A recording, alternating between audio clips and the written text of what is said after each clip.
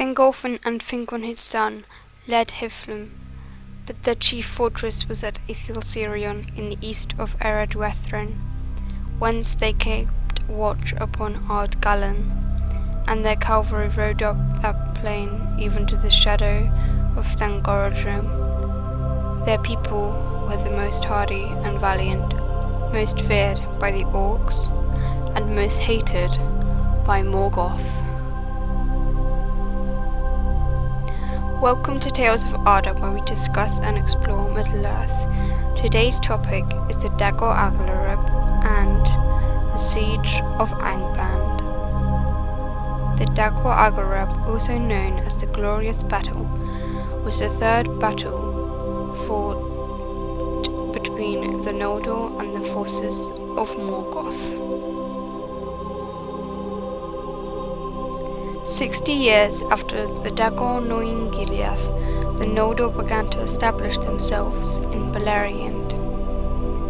They also made contact with the sindar of Beleriand. Morgoth was informed this by his spies, and realized that maybe the Noldor are not caring about him and the war anymore, and they have decided to focus on other things. Morgoth chose this time to strike. The ered-luin spewed forth, and fire and orcs poured out from Angband across Ard-Galan. However, the spies' reports were incorrect, and the Noldor were more prepared than first thought. The armies of Fingolfin and MacLeod counter-attacked from the east and west. Most of the orc host was defeated, and the rest retreated towards Angband. They were pursued and destroyed by the Noldor. The Noldor were then reminded about Morgoth's ever-growing power. They took their forces and surrounded Angband. However, they were unable to entirely encircle Angband, because the Iron Mountains made them impossible to pass due to all the snow and ice. This was the beginning of the Siege of Angband, which lasted almost 400 years. When Morgoth struck again and the orcs were utterly obliterated, Morgoth realized that orcs would not be enough to destroy the Noldor.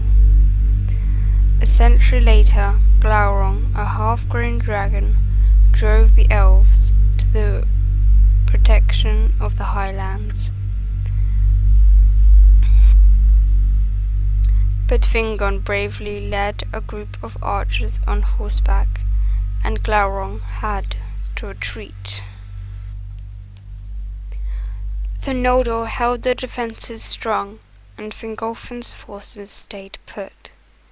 At this time there was an era of peace, and many of the Noldor began to flourish. MacLeod built his fortress of Himring. The children of Finarfin would often visit the halls of King Thingol and his wife Melian. They were welcome there. Finrod would want to build his own great realm, and he was inspired by Morgoth to do so.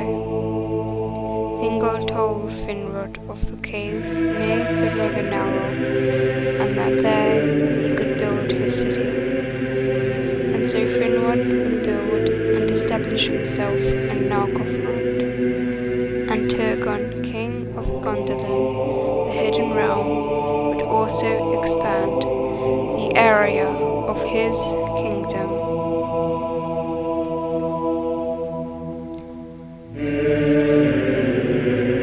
Thank you so much for watching today's video.